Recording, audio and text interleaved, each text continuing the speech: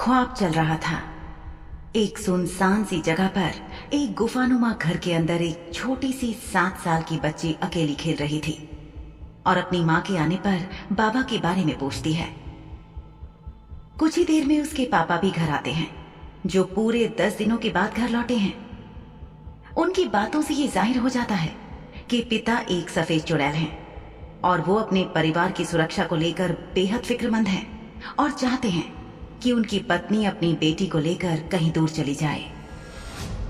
उस आदमी की पत्नी हर बला को अपने ऊपर लेने के लिए तैयार है, लेकिन अपने पति को अकेला छोड़कर जाने के लिए बिल्कुल भी राजी नहीं है।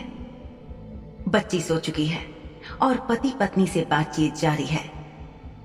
तुम्हें हमारी बच्ची और अपनी सुरक्षा के बारे में सोचना ही चाहिए। कहा ना कि कभी ऐसा हुआ तो आपसे पहले हम दोनों मौत के आगे होंगे।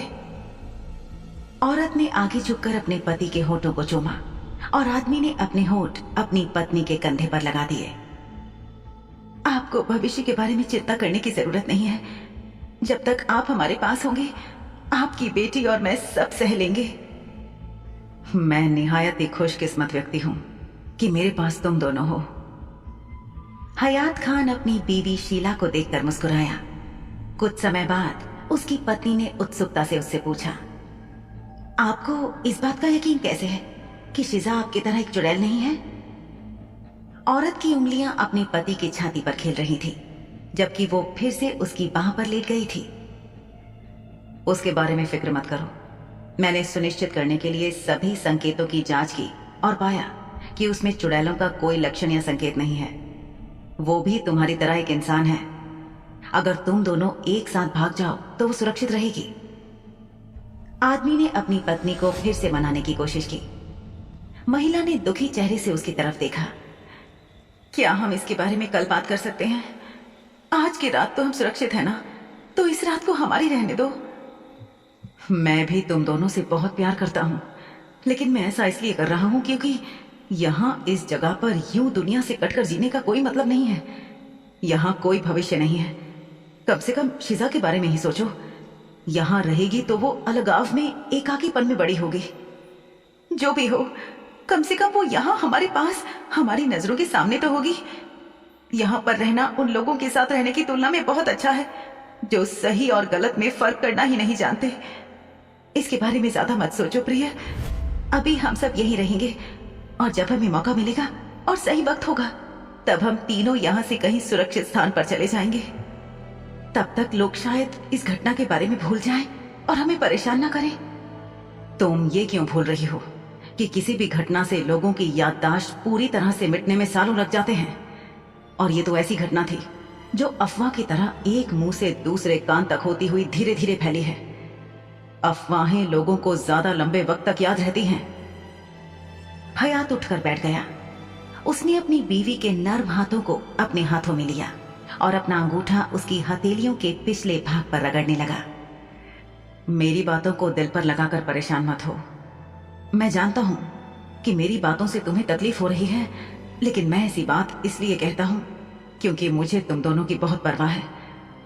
मैं तुम दोनों से बहुत प्यार करता हूं और तुम दोनों का भला चाहता हूं। महिला उठकर बैठ गई और उसने अपने पति के हाथों की तरफ देखा। महिला ने अपने पति की आंखों में आंखें डालकर फुसफुसाते हुए कहा, मैं आपसे बहुत प्यार करती हूँ हयात। आपके बिना मैं अपनी जिंदगी की कल्पना भी नहीं कर सकती। आप मेरे लिए महत्वपूर्ण हैं। आपने मुझे तब अपनाया जब मेरे अपने परिवार ने मुझसे किनारा कर लिया था। अब अगर जीवन में कोई मुश्किल वक्त आया है तो मैं आपका साथ छोड़कर कैसे जा सकती हूँ? हयात ने अपनी पत्नी को गले लगा लिया और बोला, मुझे पता है प्रिय। एक काम करते हैं, तुम दोनों आगे आगे चलो और कुछ घंटों के फासले से मैं तुम्हारे पीछे आना शुरू करूंगा। कोई भी इंसानों पर शक नहीं करेगा, खासतौर से तब जब ये एक इंसानी माँ बेटी की जोड़ी हो और बच्ची छोटी हो, और इस तरह शायद हमारा सफर आसान हो जाए। महिला ने अपने पति को और भी कसकर गले से लगा लिया और बोली, ठीक है, मान लिया कि हम दोनों निकल जाएंगे, पर अगर आप पकड़े गए तो क्या होगा? मैं नहीं पकड़ा जाऊंगा, मेरा विश्वास करो। मैं ना आज तक कभी पकड़ा गया हूं और ना अब पकड़ा जाऊंगा। हयात ने पीछे हटते हुए देखा कि उसकी बीवी अपने ख्यालों में खोई हुई थी। वो अपनी पत्नी से बोला, ठीक है? औरत ने एक बुझी हुई मुस्कान के साथ कहा, ठीक है। हयात, आपने उस सफेद चुड़ैल की मौत के बारे में जिक्र किया था, तो फिर ये बताइए कि उस औषधि को पूरा करने में आप कैसे सफल हो पाए? कुछ चीजें हमें सौंपी गई थी, कुछ हम तक पहुंचा दी गई। मुझे इस बात से अचरज होता है कि क्या उस सफेद चुड़ैल को अंदेशा था कि वो मरने जा रही है? सब कुछ जटिल रूप से रचा गया है। क्या आपको यकीन है कि उस मृत सफेद चुड़ैल के स्वामित्व में जो भी सामग्री थी, वो सारी की सारी सामग्री दूसरे सफेद चुड़ैलों को सौंप दी गई थी? वह स्त्री स्पष्ट रूप से उन कागजों, ग्रंथों और लेखों के बारे में पूछ रही थी जो चुड़ैलें अक्सर अपने पास रखती थी। वे ऐसे कागज और चर्म पत्र थे जिनमें मंत्र और अन्य चीजें लिखी गई थी। ये एक ऐसी संपदा थी जिसे कोई सफेद या काले चुड़ैल अपने जीवन काल में नहीं जोड़ सकते थे। हयात ने सोच समझकर जवाब दिया, मुझे ऐसा नहीं लगता। उनमें से कुछ में शिलालेख गायब हैं या अधूरे हैं। शायद ऐसा इसलिए किया गया ताकि हम सब मिलकर उन पहेलियों का हल खोजें और उन्हें सुलझा सकें। श्यामला की भूमि पर उस मौसम में सूर्योदय होना दुर्लभ था, क्योंकि आसमान पर केवल बादल छाए रहते थे। लेकिन सूर्योदय हुआ और सूरज उगने के साथ ही उस परिवार ने अपनी यात्रा के लिए जरूरी सामान को बांधना शुरू किया। वे केवल उतना जरूरी सामान ही अपने साथ बांध रहे थे जिसे उठाकर वो आसानी से यात्रा कर सकें और एक सुरक्षित स्थान पर पहुंचकर अपना जीवन फिर से शुरू कर सकें। कुछ ही देर में सारा सामान बंध गया और वहां से निकलने की घड़ी आ गई। औरत ने भरी आंखों से चारों तरफ देखा और एक ठंडी सांस भरी। फिर उसने अपनी बच्ची का हाथ पकड़ा और अपने पति से कहा, अपना ख्याल रखना और सुरक्षित रहना, हमें आपका इंतजार रहेगा। और वो औरत अपनी बच्ची का हाथ थामे वहां से चली गई। दरवाजा खुलने की आवाज से शिजा की नींद खुल गई। गहरी नींद से अचानक जागने के कारण उसे अपनी आंखों में भारीपन महसूस हो रहा था। उसने देखा कि वो अभी शार्दुल शाह के कमरे में ही थी। उसने अभी अभी जो सपना देखा था उसकी वजह से वो थोड़ा भ्रम में थी। अपनी आंखें मलकर उसने देखा कि कमरे के दरवाजे पर खान सामा दयाल खड़ा था। शाह साहब ने मुझसे कहा था कि तुम्हारे खाने के लिए कुछ ले आऊं, खाना लाया हूं। दयाल जिस तरह से शाह परिवार के लोगों के लिए एक छोटी सी गाड़ी पर रखकर भोजन लाता था, वैसे ही इस समय भी लाया था। उसने भोजन वाली गाड़ी कमरे के अंदर धकेलते हुए शिजा से कहा कि वो उठ जाए और खाना खा ले।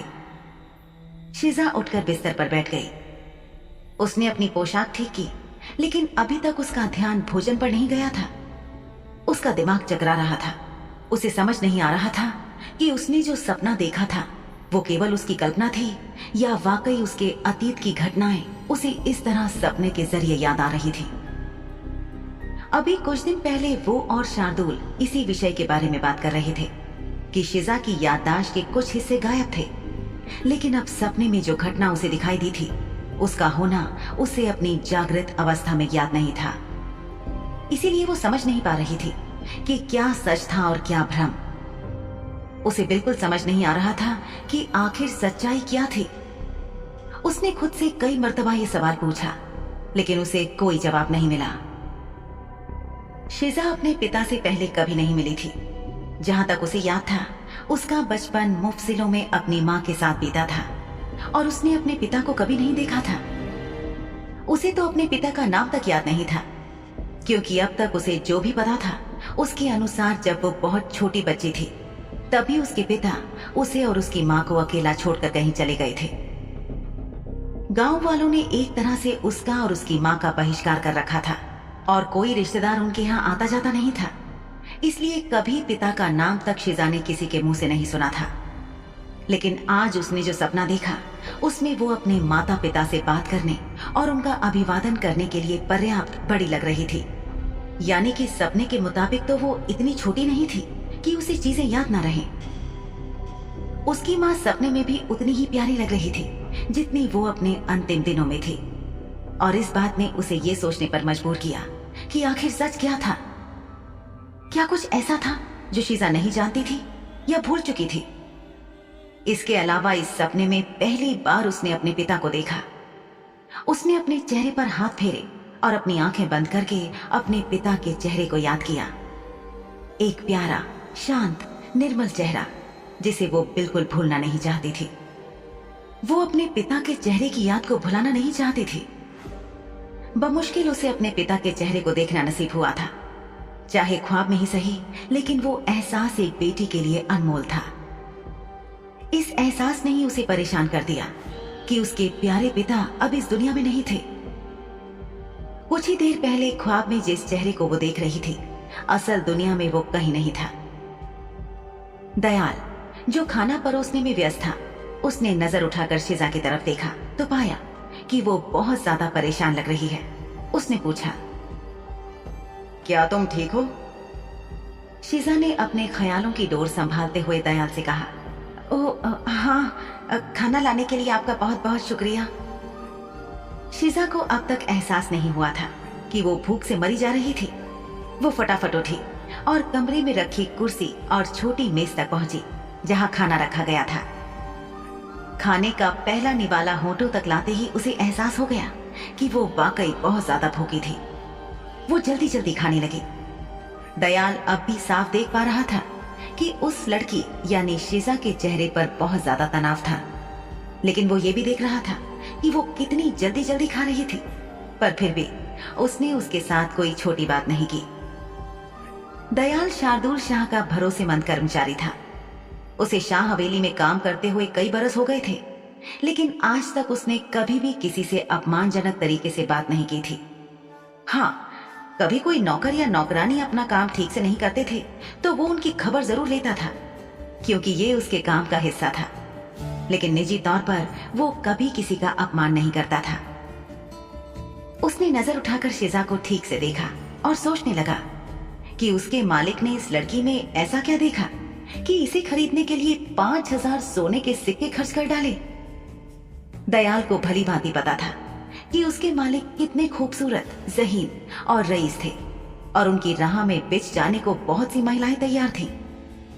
बहुत सी उच्च समाज की महिलाएं और लड़कियां ऐसी थीं जो मरती थीं कि शार्दुल शाह की एक नजर उन पर पड़े और उन्हें शार्दुल के साथ वक्त बिताने को मिले। लेकिन फिर भी शुद्ध खून वाले पिशाच शार्दुल शाह ने इस लड़की को चुना था। न जाने क्यों, लेकिन ये आश्चर्य की बात थी। शिजा ने महसूस किया कि दयाल उसके जल्दी जल्दी खाने पर उसे लगातार घूर रहा है। शिजा के खाने की रफ्तार फौरन धीमी हो गई और उसने दयाल से पूछा, क्या तुमने अपना खाना खा लिया है? शिजा के सवाल पर दयाल के विचारों की श्रृंखला टूटी और उसने जवाब दिया, खान सामो और दूसरे नौकरों को हवेली में किसी के सामने रात का खाना खाने की अनुमति नहीं है, खास तौर से हवेली के मालिकों और शाह परिवार के सदस्यों के सामने। एक बार जब तुम अपना खाना खा लोगे और मैं ये बर्तन नीचे ले जाऊंगा, उसके बाद मैं अपना भोजन करूंगा। शिजा ने अपना खाना खाने की रफ्तार बढ़ा दी और उससे कहा, मैं जल्दी जल्दी खाना खत्म करूंगी ताकि तुम अपना खाना खाने के लिए समय निकाल सको। शिजा और दयाल दोनों को ही ये बात नहीं मालूम थी कि एक दूसरे को कैसे संबोधित किया जाए। एक तरफ शिजा थी जिसने पहले कभी दयाल से यूं सीधे बात नहीं की थी, तो उसे ये नहीं पता था कि वो अपने मालिक के पसंदीदा और भरोसेमंद कर्मचारी से कैसे बातचीत करे। और दूसरी तरफ दयाल को ये नहीं पता था कि वो शिजा के मुंह पर उसे गुलाम कहकर कैसे संबोधित कर दे। ये काफी असभ्य होता। ऐसा नहीं था कि उसने इस शब्द का पहले इस्तेमाल नहीं किया था, बल्कि वो इसलिए परेशान था क्योंकि वो उसके मालिक शार्दुल शाह साहब के अनुसार उनकी पालतू थी और एक ऐसी खास गुलाम थी जो उनके साथ ही सोती थी और उनके साथ ही खाती थी। इसी बात ने दयाल को बहुत ज्यादा जिज्ञासु बना दिया था।